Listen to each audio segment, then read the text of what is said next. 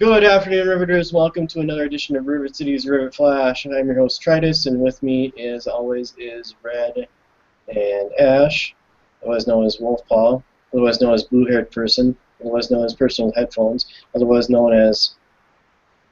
Token female. That's it. You said it, not us. You said it. Alright, so it's been a fun last week, at least for me. I had surgery, and now I'm kind of hanging out in my hangout area, recovering, and enjoying a nice Arnie Palmer. By nice Arnie Palmer, he means Arnie Palmer in a jug. Yeah, pretty much. And had some very interesting news today, so let's go ahead and start off with Ash. What do you got for us? Well, I just picked up Fire Emblem. So for Fire Emblem Fates, it's the newest Fire Emblem that's out for the 3DS. It's the one that has the two main core games that has two conflicting storylines. Same protagonist, same basic structure, but after Chapter 5, two totally different ranges of stories. And Go ahead. And as you progress, like, I keep comparing to Spencer, who's playing the opposite game as I am. You know how, like, Pokemon, there's blue and red, and it's the same story, just minor tweaks. This Right. is, have you met this character yet? Yeah, I mean, I'm like 8 chapters ago. I'm like, oh, I just met them. And, like, I just murdered this entire village. Like, oh, I sided with that entire village. And we're just comparing the story as we go. And there's a third story to it where you side with neither army. But the downfall is it's DLC wallet extensive. Like, it's like, if I want to buy the second version of the story, it's another $20 after dropping 40. And if I want to buy the third version of the story, it's another $20. And then there's a bunch of DLC that's all like $250 each. Oh, crap. But the main characters, you have at least 30 characters to choose from to play with. So, can we back up? Let's pretend for a second I have no idea what Fire Emblem is. Fire Emblem, it's a tactics-based RPG. Okay. It's turn-based. You have your army. You choose the location of where you're sending your character to fight. What platform is that? 2DS, right? DS. Yeah, I believe Riley's playing that as well. Good stuff. Very cool. Yep. That's the only downfall I've really found with it so far. After I got sucked in going, I don't think I'll really like it. 18 hours later, trip to Canada and back. Yeah. Like, well, I'm only on chapter 25. I'll play for another 4 hours. Yeah, that's the thing. DLC is really getting us these days. It's the, oh, this game's great. I want more story. Well, it'll cost you another $40. You already dropped 40. Yeah, just go and buy another game. It better be more than 2 or more hours worth of content. Right. Well, $20 is you're literally buying a digital version of the opposite version of your game, and the other 20 is a complete new rendition of the game where you join neither sibling army. You're like, what? I need to play this. But at the same time, I've already played the story once. Good times. All right, Red, what do you got for me? Us. Well, Apple won. The FBI went ahead and dropped their legal maneuvers, tried to get Apple to create decryption keys for iPhones.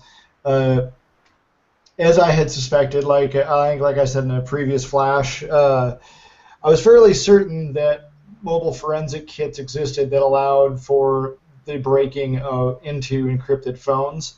Now, I hadn't done much research on it the past few years, and I know Apple had changed their encryption standards, so I wasn't sure. But still, I was fairly certain that of all the people that should have a way in, it would be the FBI without needing Apple's help. And it turns out that they do. They have a undisclosed third party that's going to help them get in. and they have kind of dropped the case so they can avoid the privacy battle. And that's great news for privacy. So, woo. Yes. Another victory. But we already all knew what it was all about in the first place. Yes.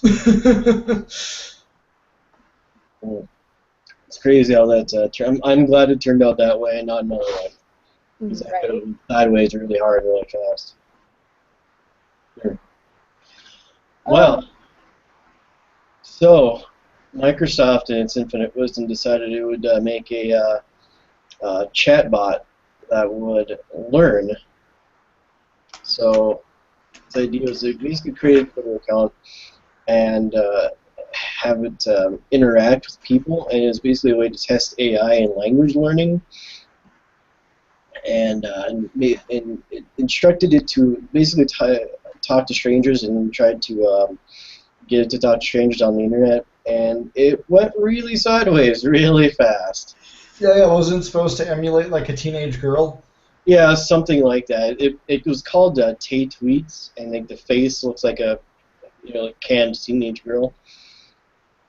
And it started out real innocent, and then the internet happened to it, and it turned into a raging neo-Nazi in about 24 hours. That went well. Also, I believe a 9/11 conspiracy theorist and some other things, because the internet is a wonderful but also horrid, wretched, disgusting place. Yes, it is beautiful and horrifying at the same time. Yes. And the way they're able to do that is they were able to get it to repeat. It was a feature that was built in that you tweet at it and you would say repeat after me, and then you put what X statement or whatever, and people just started putting in stuff like feminists should die and the Jews are evil, and it just went on and on and on. It got worse and worse, and basically ended up learning, or in a way, learning to be that after being bombarded by that. It was just like this group of users that kept doing it over and over and over. So the trolls landed. yeah, pretty much. So Microsoft brought it offline, and they're going to make adjustments. I don't know, but it was an interesting experiment. But anybody who's been on the internet for more than 5 minutes could have told you how that was going to go. Yeah, I'm kind of betting even the adjusted bot's probably going to be a train wreck. Probably. Yep. But I'm curious to see where it goes. Could be fun to watch.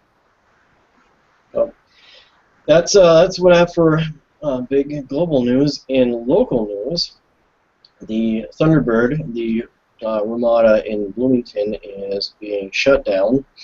That got sold, and I believe it got sold to the city of Bloomington. And correct me if I'm wrong, but Yep, it's sold to the city of Bloomington for the 12 acres. There, or however many, it's going to just be demolished flat land, but it won't be sitting long. I do believe that the Mall of America is buying that land from the city. Not surprise me. So that's going to get brought down in the next 30, 60 days, and it sounds like, and that's the worst part, is that there's a bunch of cons that are going to be there. That site is famous for a lot of cons. Some cons that we know, 2D Con, Fusion, the list goes on. So we hope those guys find some con space in the near future. I know a lot of those cons are coming up pretty quick here, so that can be kind of limited. But I know there's hopefully they'll be able to find something. But that's the thing, is that place has been around for so many years, and that's kind of sacred con ground for a lot of people. So it will definitely be missed. In fact, that is sacred ground for definitely this group, especially, not only in cons, but other events like a wedding. No, that was next door. Well, it was still the same area though. It was the same. We literally were like, well, we'll just stay there for our wedding anniversary, and then we'll walk over to ToldCon, was our plan. Yeah. For our 1 year. That would have been cool. Yeah, that's crazy. But hopefully those guys will be able to find another spot. Yeah. But yeah, that's what we have. Anybody else have anything? It's National Street Pass weekend. I just got the notice on my DS. So if you have a DS, go out, meet people, say hi. What's a street pass? It's where you have your DS with you. You walk around, carry your little symbol blinks. It's great for conventions because it just all of a sudden dings and there's people registered in your system. What do you get out of that? You get to play little mini games and you get to register info and you get to see where people are from. It's a great little feature. So if you have a DS, go out and see people. Cool. All right. Well, that's it for this week. If you have any questions, comments, concerns, you like our content, you have some things that we think we should cover, let us know in the comments. And have a great day.